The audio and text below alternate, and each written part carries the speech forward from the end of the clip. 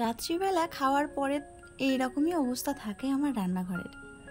তো যাই হোক, হাই ফ্রেন্ডস, গুড নাইট। কেমন আছো তোমরা সবাই? আশা করছি তোমরা সকলে ভালো আছো। আমিও কিন্তু তোমাদের আশীর্বাদে আর ভগবানের কৃপায় বেশ ভালো আছি। চলো তবে আজকের ব্লগটা তোমাদের সাথে শেয়ার করি। আজকে কোনো মর্নিং রুটিন না, আজকে হচ্ছে নাইট রুটিন, ওই জন্যই তোমাদেরকে বললাম গুড নাইট। আশা করছি তোমাদের ভালো লাগবে। আর অবশ্যই যারা আমার চ্যানেলে নতুন তারা প্লিজ আমার চ্যানেলটাকে সাবস্ক্রাইব করে আমার পাশে থেকো। আর কমেন্ট করতে কিন্তু ভুলো না, তোমাদের কমেন্ট পড়তে আমার খুবই ভালো লাগে। চলো তবে ভিডিওটা শুরু করা যাক। আজকে হচ্ছে শনিবার আর এখন ঘড়ির কাঁটায় বাজে 10টা। আর ছোটু আর অয়নকে ঘুম পাড়িয়ে দিয়েছি, তারপরেই আমি ব্লগটা স্টার্ট করলাম। কেননা ওরা যদি জেগে থাকে তাহলে আমার কাজ করতে করতে অনেকটাই রাত হয়ে যায়, আর ওদের ঘুম পাড়াতেও অনেকটা রাত হয়ে যায়। ওই জন্য ওদেরকে আজকে তাড়াতাড়ি খাইয়ে ঘুম পাড়িয়ে দিয়েছি, যাতে আমি আমার কাজগুলো খুব তাড়াতাড়ি সেরে নিতে পারি।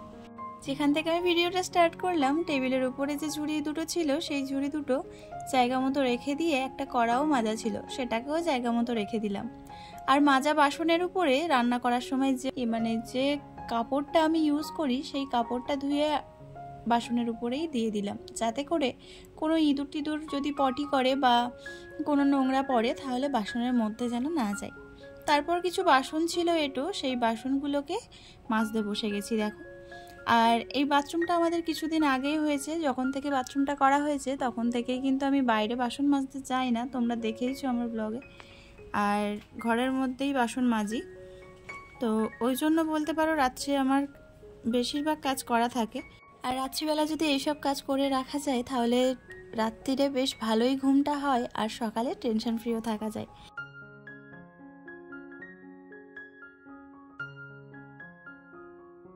দেখো আমার বাসন কিন্তু মাজা ধোয়া হয়ে গেছে। আর মাজার পরে প্রত্যেক দিন আমি এরকম বাথরুমটা পরিষ্কার করেই রাখি, না হলে এই বাসনের যে একটা দাগ আছে বা এই যে এঁটো কাটা ফেলা হয় সেগুলো না একটা দাগ হয়ে যায় যদি সকালবেলা ধুইতে যাই। তাই জন্য রাত্রিবেলাতেই ওইরকম পরিষ্কার করে রেখে দিই। চলো, এখন আমার তো বাথরুমের কাজ পুরো কমপ্লিট হয়ে গেছে। আর এদিকে আমি আলো টালো বন্ধ করে এবার ঘরে যাব। তো ঘরে আমি আলো জ্বালাচ্ছি না, আর এখানে বেশ কিছু কাপড় চোপড়ও ঢিপি আছে দেখেছো। তো এখন আলো জ্বালালে না ছোটরা উঠে যাবে, ওই জন্য জ্বালাচ্ছি না। তো আগে বাইরের কাজগুলো করে আসি, তারপরে ঘরের কাজগুলো করব। এই বালতিটায় জল নেই, জল নিয়ে আসতে হবে। আর গ্যাসটাও মোছা ছিল না, তাই গ্যাসটাও মুছতে শুরু করে দিলাম। আর দেয়ালটা না একটু তেল ছিটে পড়েছে, দেখতে পাচ্ছ। তো এখানটা একটা কাগজ দেবো, কিন্তু সেরকম কোনো কাগজ পাচ্ছি না, তাই দেয়া হচ্ছে না। তো চলো, এখন যে বাসনগুলো মেজে এনেছিলাম সেই বাসনগুলো একটু উপর করে দেব জল ঝরার জন্য। এগুলো আজকে আর জায়গায় রাখবো না, এগুলো কালকে রাখবো, যাতে জলটা ঝরে গেলে বাসনগুলো জায়গা মতো রেখে দিতে পারবো। তো দেখো টেবিলের উপরটাও কিন্তু আমার পরিষ্কার করা হয়ে গেছে। এবার শুধু যে জলটা পড়েছে সেই জলটা মুছে নিলেই আমার টেবিলের উপরটা গোছানো কিন্তু হয়ে যাবে। আর এই বাসনগুলো আমি টেবিলের উপরেই রেখে দিই, কেননা নিচে রাখলে তো যদি একটু ধুলো ময়লা পড়ে ওই জন্য। আর তারপর হচ্ছে এখন এই বোতলগুলোকে জল ভরবো না, কালকে একটু পরিষ্কার করার আছে। তো এই বোতলগুলোকে এই ঝুড়িতে করে রেখে দিলাম, দিয়ে এই রান্নার জায়গাটা ভালো করে পরিষ্কার করে নেব, মানে মুছে পরিষ্কার করে নেব।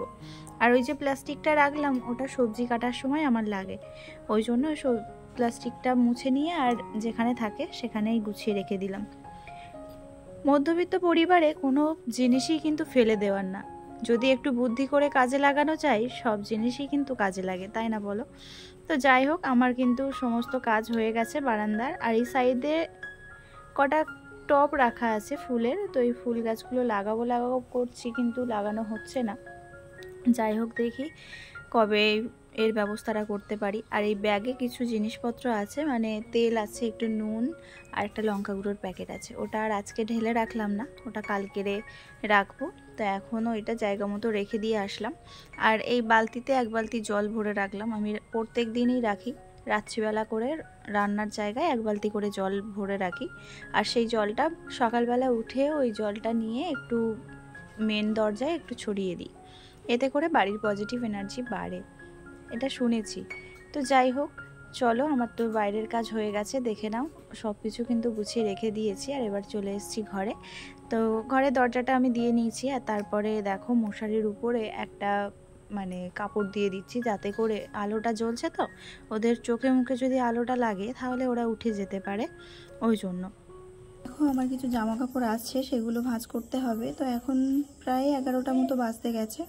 তো আমি এইগুলো ভাঁজ করে তারপরে গিয়ে ঘুমাবো। তো এখানে কিছু জামা কাপড় কেচে দিয়েছিলাম, 2 দিন ধরে শুকনো হতে লাগলো। আর এখন বর্ষার সময় যখন তখন বৃষ্টি চলে আসছে, আর এই বড় বড় জিনিস তো শুকনো হতে একটু দেরি হয়েছে।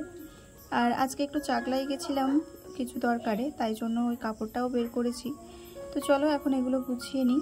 আর এর মধ্যে কি হয়েছে বলো তো, ছোটুও উঠে গেছে। ছোটু পটি করতে উঠেছে, আর নিয়ে যেতে যেতে না আমার গায়ে পটি করে দিয়েছিল। তাই জন্য আমি নাইটিটাও চেঞ্জ করে নিয়েছি, আর ওকেও পরিষ্কার করে নিয়ে চলে এসেছি ঘরে। আর ওকে এবার একটা প্যান্ট পরিয়ে দিয়ে আর ঘুম পাড়িয়ে দেবো। আর গোছানো বলতে গোছানো আমার সব হয়ে গেছে, কিন্তু এখনও আমি জায়গা মতো রাখতে পারিনি। আর একে নিয়ে এখন ঘুম না পাড়িয়ে আমি ওটা করতেও পারবো না। আর এখন যেহেতু রাত হয়ে গেছে আর ইচ্ছেও করছে না।